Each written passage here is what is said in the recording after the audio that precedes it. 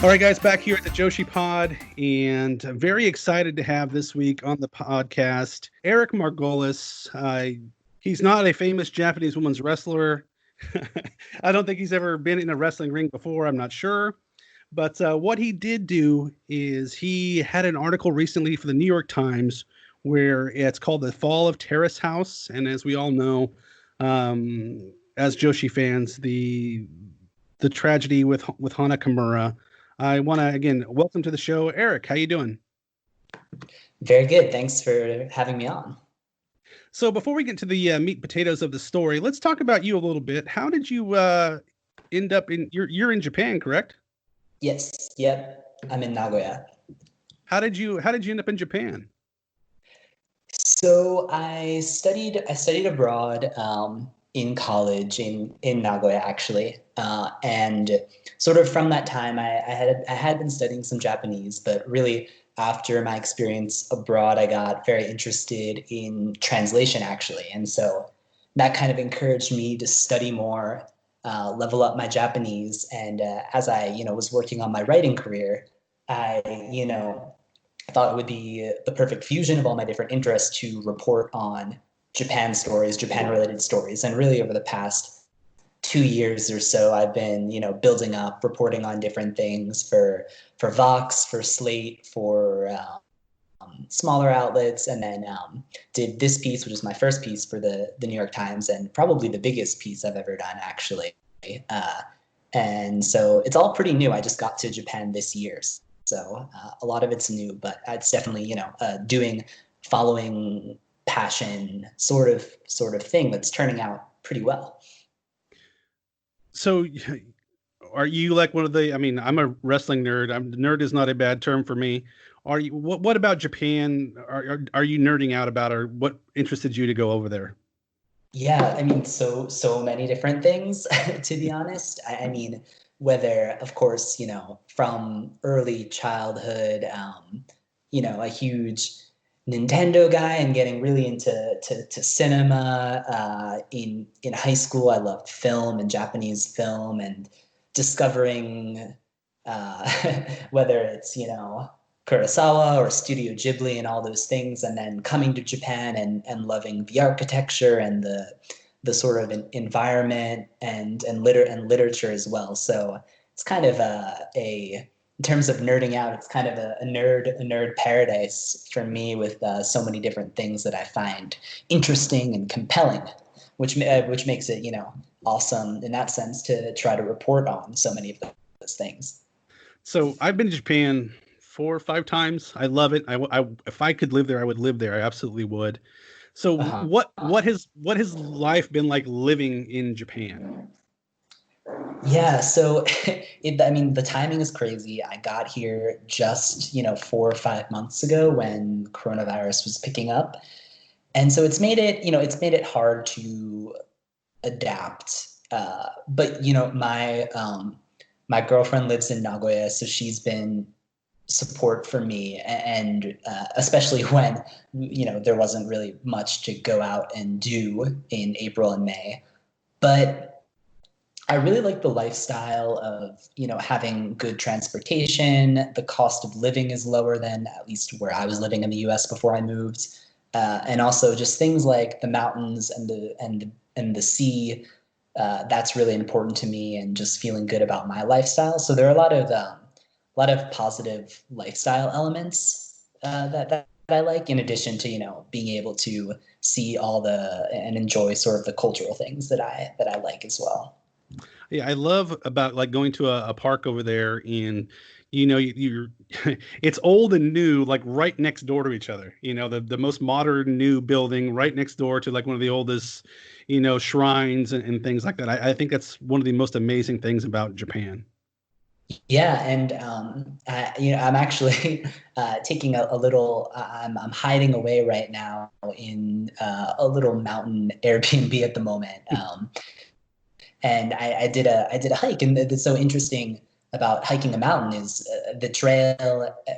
Obviously, not only is the trail so good up the mountain, but with all the shrines, and you really get a sense of history everywhere you go, and it's obviously sort of hiking a mountain is in some ways kind of a modern experience, just, with your gear and your boots. But you can, even doing that, it's the sense that, this has been, you can sort of imagine, Buddhist monks or whatever who are shaping up the trail hundreds and hundreds of years ago.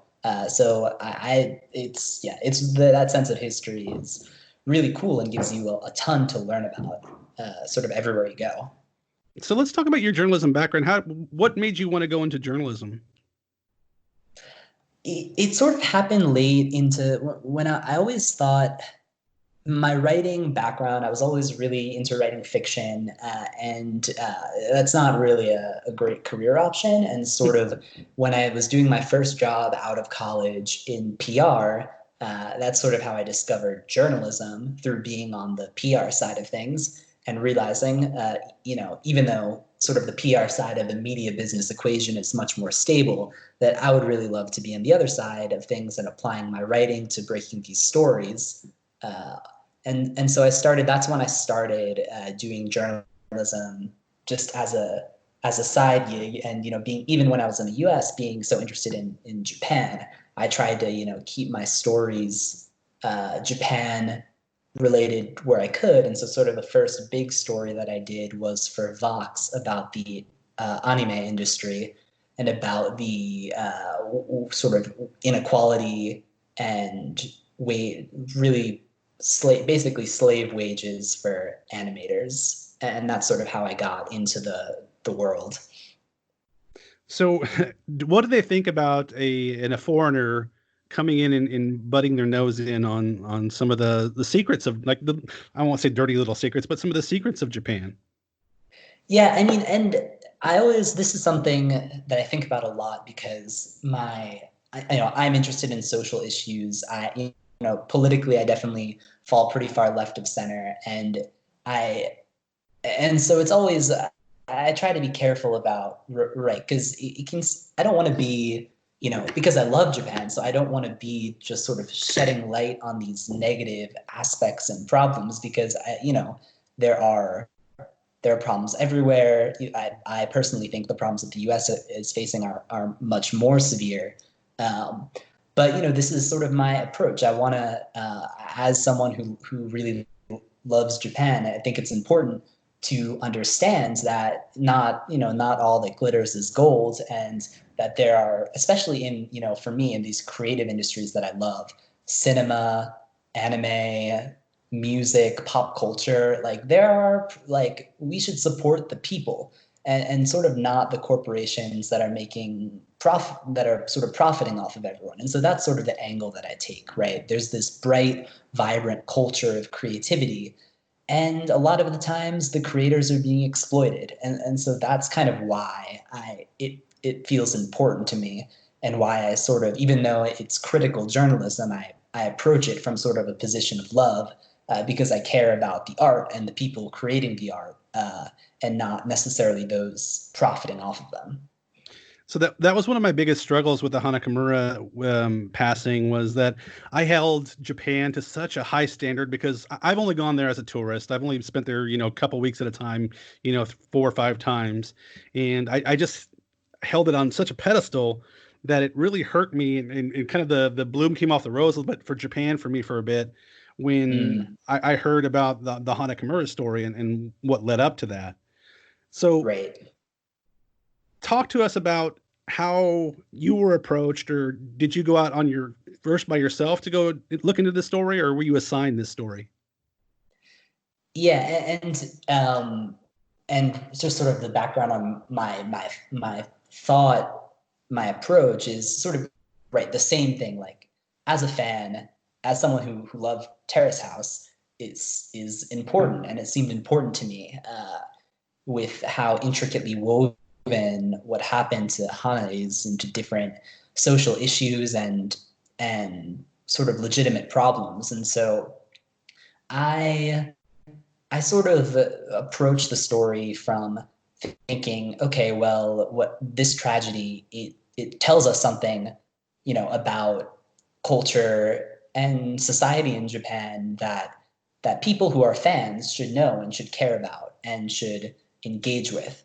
And so when I approached a few different editors before, as I always have to do as a freelance journalist, before I landed this article with the New York Times, sort of from that angle, envisioning something that sheds light on, how this tragedy is very representative and important because of how intertwined it is with different social issues. And sort of actually a lot of the juicy scoops that both were broken by Bunshun and then sort of expanded on in the article, that they sort of happened as the article was going on and was developing.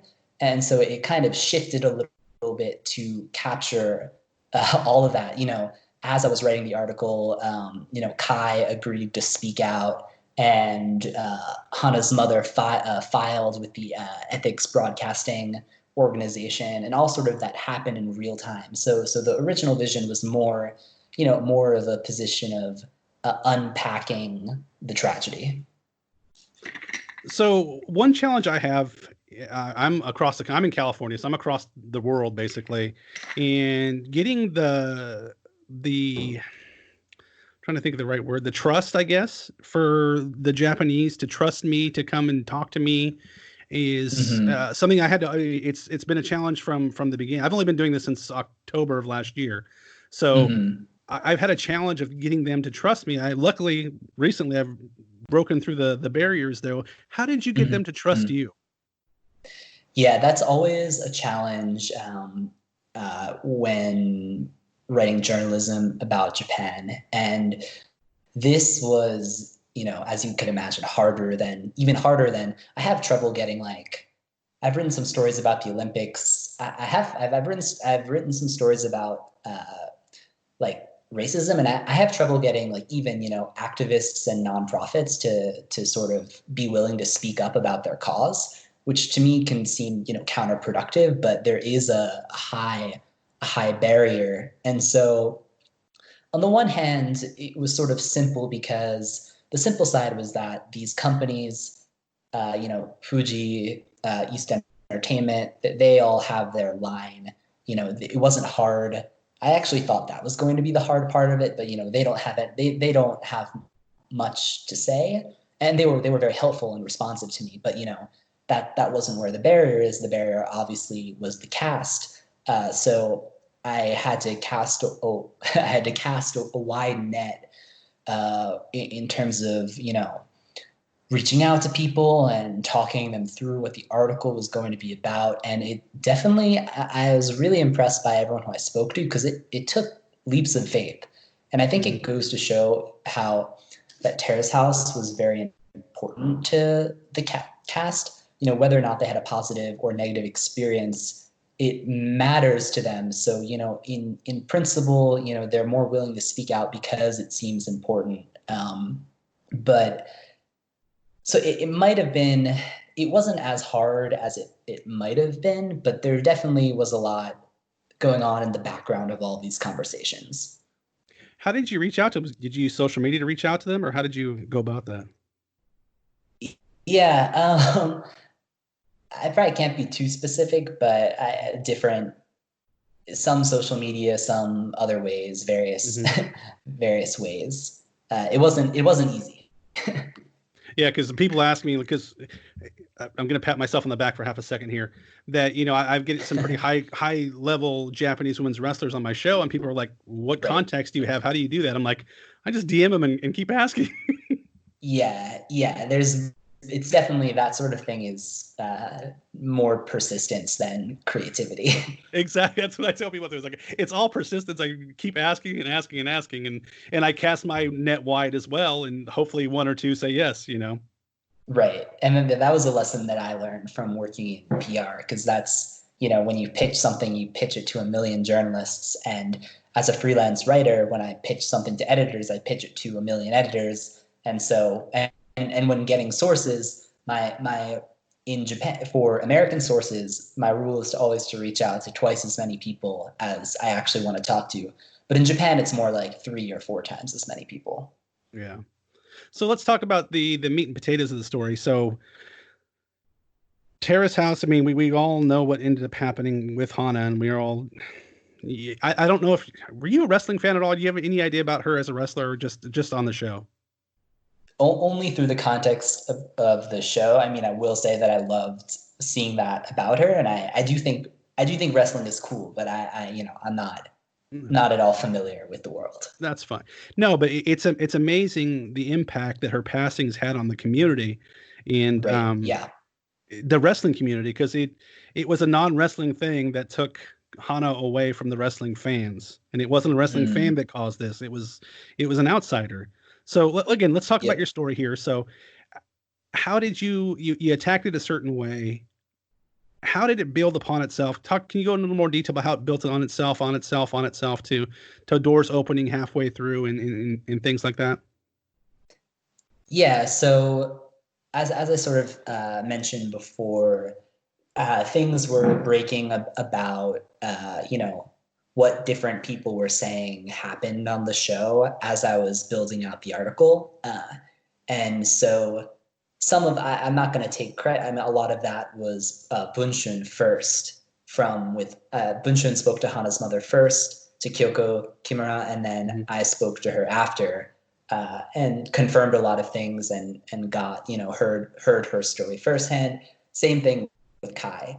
And so sort of the other cast members, the former cast members who I spoke to, that was, where I was trying to get the real, because what I wanted, honestly, as a fan of Terrace House, I totally, I took it at first hand. I assumed that what we were seeing was pretty much what happened. I mean, obviously there's going to be editing involved, but as a fan, I was, it was also just being curious, like what was really going on behind the scenes. And so, funnily enough, the first, I talked to a bunch of people, and people, it sounded, people all had different perspectives. There wasn't a lot has to stay, off record, but really a lot of the most explosive, or sort of the most horrible things in terms of the staging of the alleged staging of the costume incident, and some of the other things that Kai and Hana specifically went through. Obviously those are the biggest headline items, and those were sort of things that mattered most in the end. And a lot of the other conversations that I had were the informing context to sort of, help me understand how unusual that level of, supposed intervention and manipulation was. So somebody once, I read somewhere, it's a reality show, not a documentary. It's a famous saying I've heard before. So what surprised you the most when you're talking to Kai or you're talking to other people? What surprised you the most, or was most, I guess, what opened your eyes, I guess, the most about things you heard that you couldn't have imagined was real? I guess the variety of experiences that cast members had, in the sense that, people really did have roles that they were expected. Some people had roles that they were expected to take on, and some people were able to be themselves more. And just hearing that was interesting, because it wasn't exactly what I wanted to hear, in the sense of, you think these six people, it's sort of egalitarian in the sense that they're all in the show together, they're all in it together, they all, supposedly want to find love to a certain extent. And so hearing that there were it's my impression, I don't want to make any definitive claims beyond what's in the article, but my impression is that people were treated differently based on, how active they were in their romantic pursuits by the staff. And so that was sort of surprising to me, because, not everyone was given a fair chance. Not everyone was given sort of equal opportunity to sort of flourish there.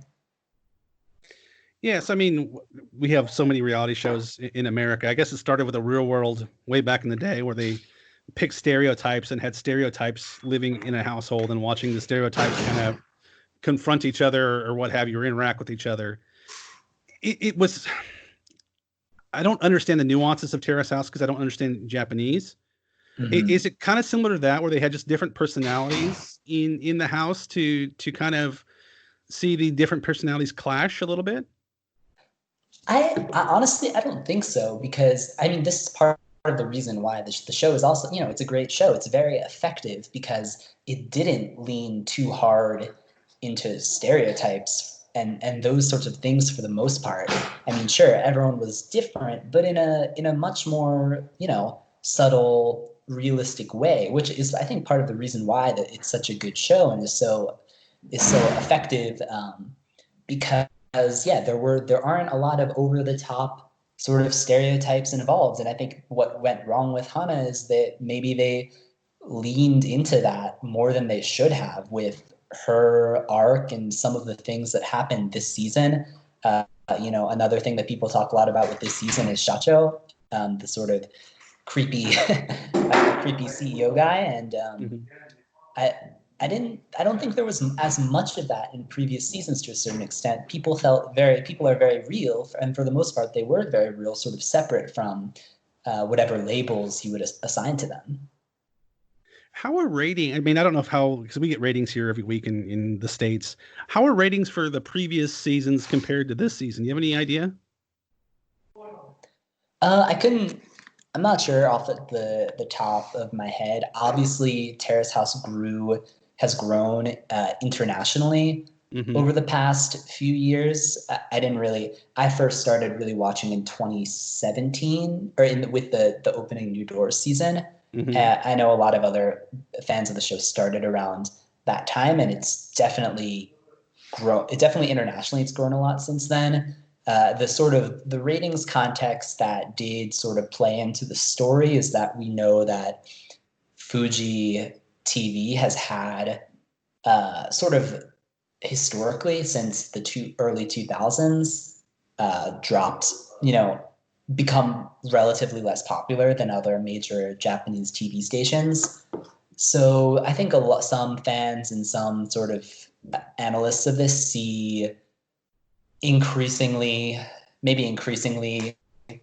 aggressive attempts to play up for ratings with Terrace House, and just sort of the Terrace House being important to Fuji in general for getting good ratings. But I think it is sort of speculation.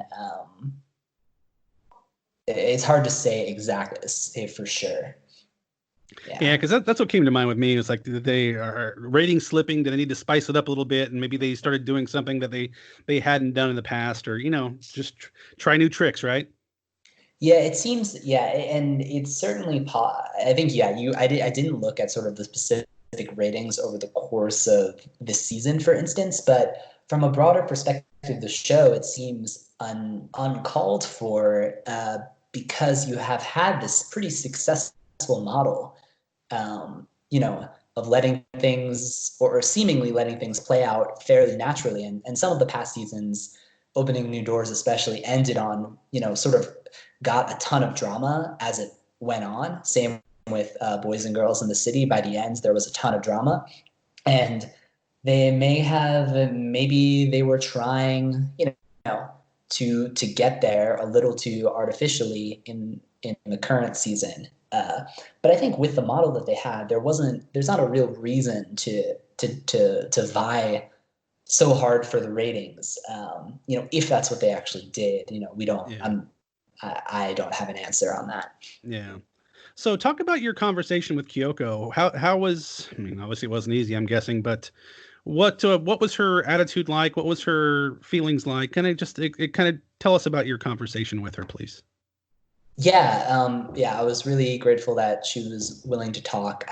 She is really trying to, I think, make the most of this, in that, you can tell, based on what she's done, that she is really focused on putting this into the public eye, putting the pressure on the production companies, putting the pressure on lawmakers, honestly, putting the pressure on everything. She really, it's impressive what she's managed to do. And obviously she is a powerful voice, which certainly doesn't hurt. But just from a personal standpoint, I really admire her for being so proactive and willing to put herself out there despite really horrible, horrible things happening. And so and I got the impression from speaking to her that she's a very down to earth, very determined person,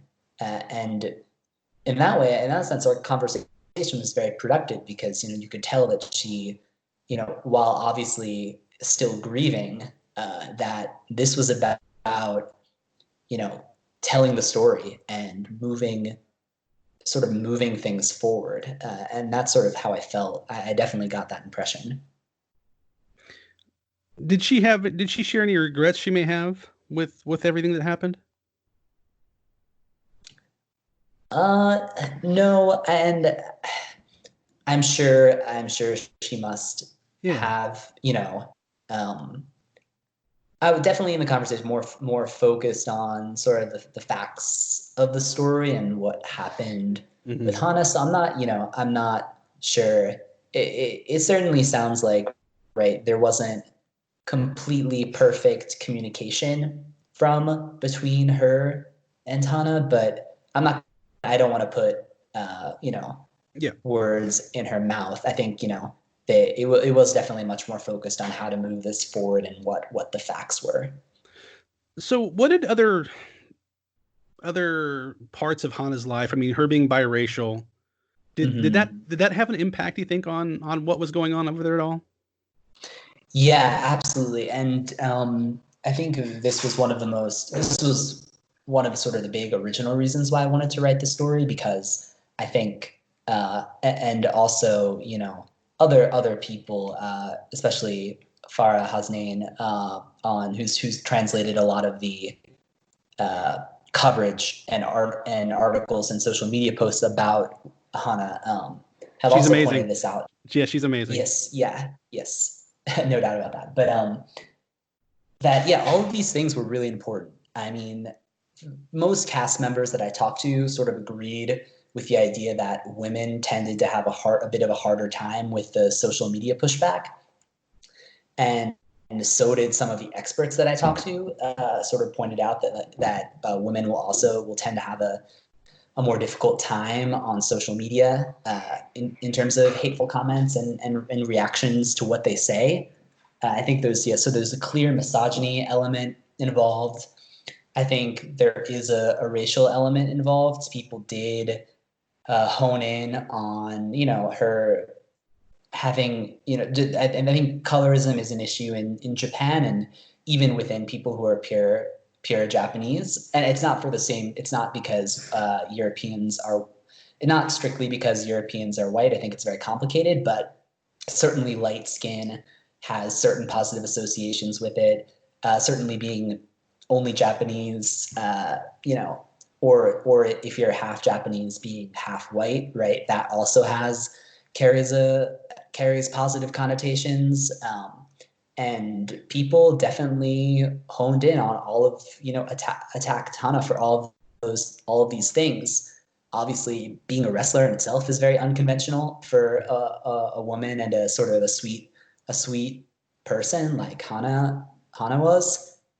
All of these things sort of, it's ugly that she was attacked for all this, but it's also very telling about not only where sort of Japanese society is on these issues, and that there's a lot of room for social progress, but also on ourselves and how I think more of the hateful comments were obviously this was a problem in Japanese, but it gives us, Americans and English speakers a chance to reflect on how we perceive all these people on Terrace House as well. And we're not going to have the same biases as Japanese people, but sure, we have biases too. And so I think it's a good chance for all of us to sort of reflect on our judgments of these people. So talk a little bit about your conversation with Kai. I mean, I'm sure he was devastated like everybody else with what happened.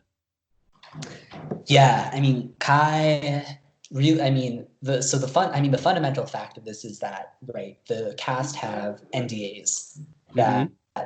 prevent them from talking about what happened on set. And Kai basically was like, screw it. And so it takes a lot of, I don't know, it's something that maybe only he could have done in terms of his proximity to the situation, his Mm-hmm. general attitude. You know, a lot of people who go on Terrace House want to work in the entertainment industry, so they really, and it's a small world. So, you know, people that there were sort of, I've heard people sort of implied that, you know, maybe Fuji may have they may have tried to make things hard on cast to have spoken up, and that's not. I have no confirmation of that, but I think Kai was in a good place to speak honestly and candidly, and yeah, he also I was impressed by the degree of sort of reflection and deciding that this was something that matters and not just grieving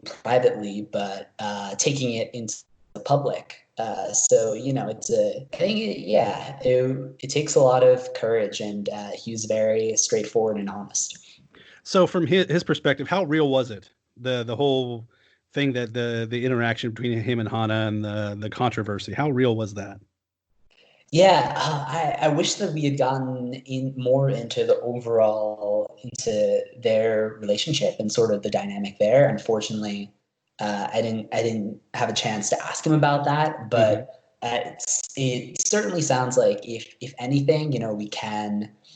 There were a lot of producer suggestions, producer prodding in their dynamic, and with Hana especially, you know, whether the, you know, in Bunchen they talked about asking Kai to try to feel her up, you know, on a date, with Kai, you know, pressuring him to go on the Kyoto trip, obviously different, trying to play up different arguments with Hana as sort of her heel persona. There was definitely a lot to you know, it sounds like there was a lot going on, and probably a lot more that we didn't have a chance to get into, Mm-hmm. specifically with, you know, with Hana and with Kai. Yeah. So, okay, after it all happened, you were in Japan when it happened. What was the public reaction to everything that happened? We saw what happened in the newspapers, things like that. But what was the general public's reaction to all of this? I think, well, I mean, maybe just start with like my Mm-hmm. personal reaction. I was really shook, for lack of a better word, and you know, so were all of the, you know, the people who I knew who were watching the show. It's so horrible and shocking, and I couldn't stop thinking about it for days after it happened, because it's so horrible and surreal. And I think that is, you know, obviously, right, there's so many horrible things that happen in the world, you know, and I think it's really important that Hana's death has gotten so much attention. And I think it goes to show how, in a sense, how great Terrace House was, in that we all came to care for her so much, in that sense. And so I think people really were shocked and sad. And I think that plays into obviously how much, you know, productive media coverage this has gotten. But people were sad, and I was too. Yeah, from a wrestling perspective, I mean, or I'll say from a U.S. wrestling perspective, it happened in real time in during the day in here in California, where Mm-hmm. her tweets were going out, Yeah, and I had people reaching out to me saying, "Hey, Eric, you know, you want to go try to find out what's going on with her? You know, can you reach out to somebody?" And yeah, it was a little bit of a helpless feeling because people were asking, because I do a podcast about Japanese women's wrestling. People assume that I have these crazy contacts and stuff, you know. They're asking me to do something to stop it. But yeah, it was right. a pretty surreal day. And as from a wrestling perspective, Hana, it was a prodigy. Hana was she was born to be a wrestler. Obviously, her mom was a wrestler, but she was the one. She was the one. She was the one that people thought would be the international superstar. That Yeah, she would get out of Japan to become the biggest star in the world, basically for a female wrestler. yeah.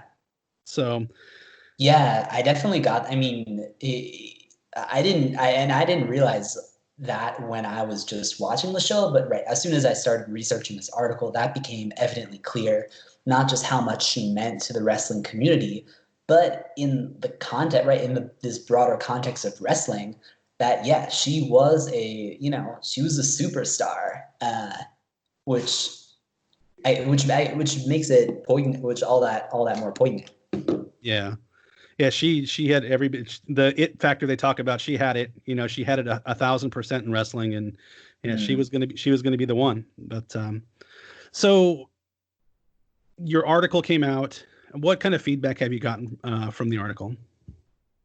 Yeah, this is so that my weak point about being a journalist is I'm definitely sensitive to what other people think, and so I'm always concerned, especially what sources think of the article. Mm-hmm.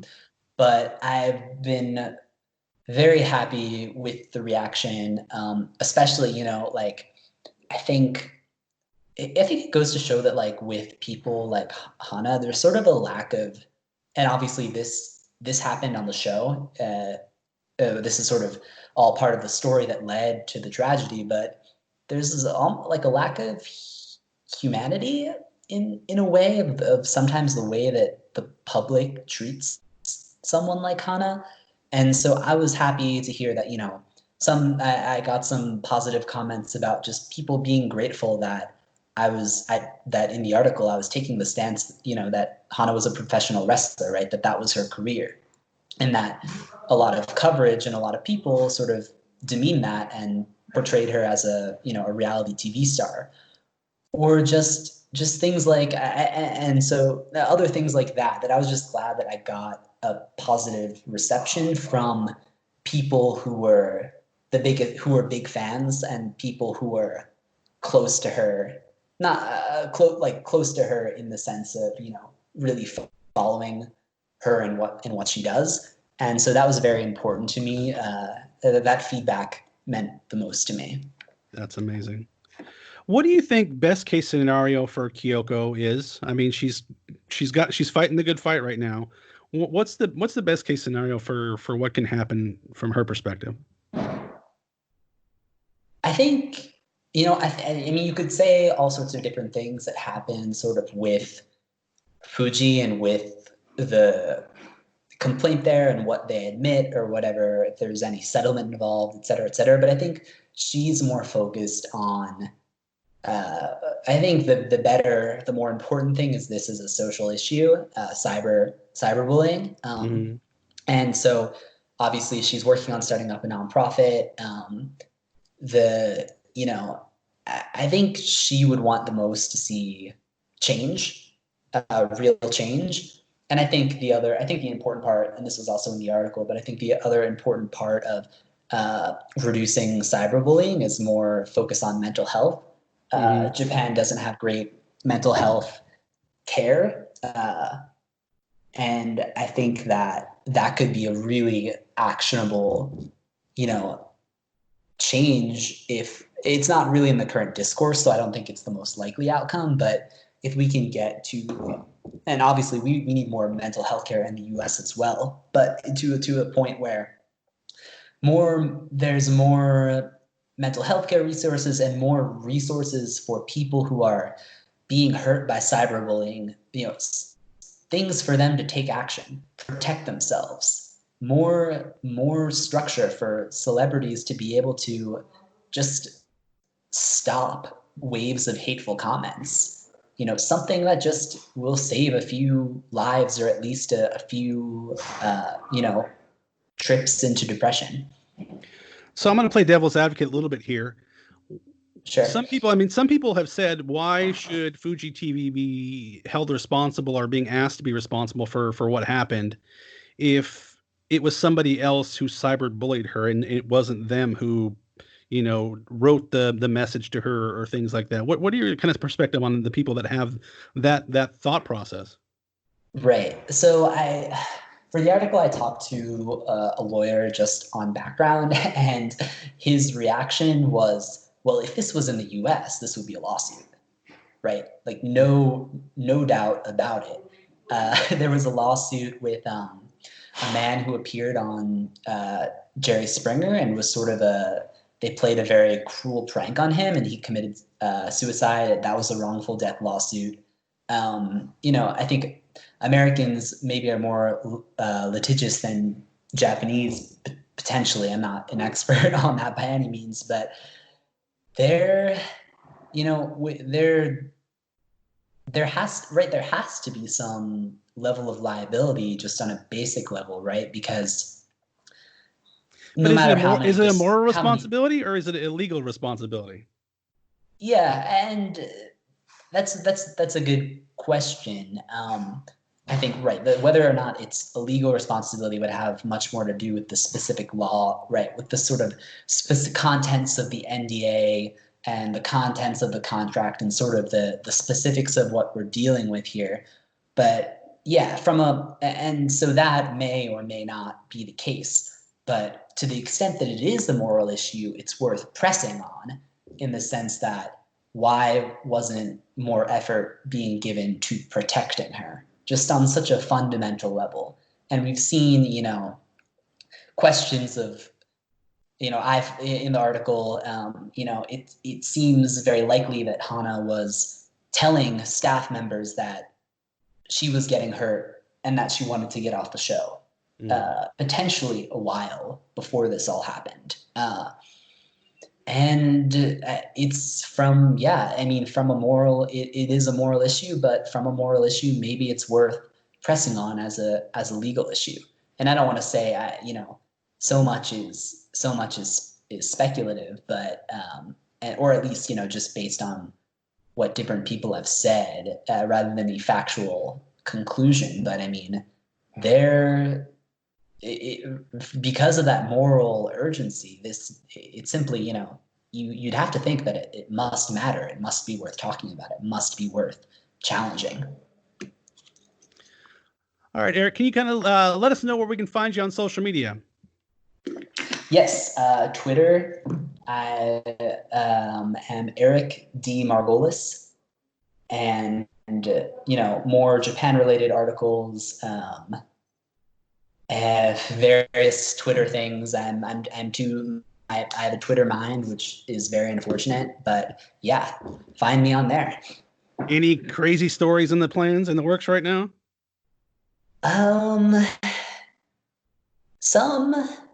Nothing too crazy. That article, the New York Times article was extremely crazy. I'm taking a small break from that, but so it could be a little while before anything. It will be a long while before anything just as crazy, but there will be less crazy stories about books, lots of Japanese literature stuff, lots of climate change stuff. So if you're interested in that, that will definitely be coming through. And there's a link to the article, if you haven't read it yet, on his Twitter. So definitely check that out. I will put his Twitter on the show notes as well. And Eric, I again want to thank you so much for joining the show here. It's a little off topic from us a little bit here, but it's a very important topic for us to talk about. Hana meant a whole lot to the wrestling community. She's wrestled in two of the biggest arenas in the world in her short life, in Madison Square Garden and the Tokyo Dome. So she was special, and we're still the wrestling community, the Joshi community, the Joshi wrestling community is a pretty tight community, and we're still trying to recover from this one. This one hurt. Yeah, and I'm just glad, because a lot of the feedback that I've gotten has been from people who love wrestling, and so I'm very glad that the article resonated with this community. I think it's such a cool thing. I think wrestling is awesome, and so I'm glad that this story could be hopefully one more piece in reaching some sort of, not conclusion, but acceptance, or moving a way to move forward. The next time I'm in Japan, I might have to drag you to a wrestling show. Yes, I would love that. All right, Eric, thank you so much for your time. I appreciate it. Great. Take care.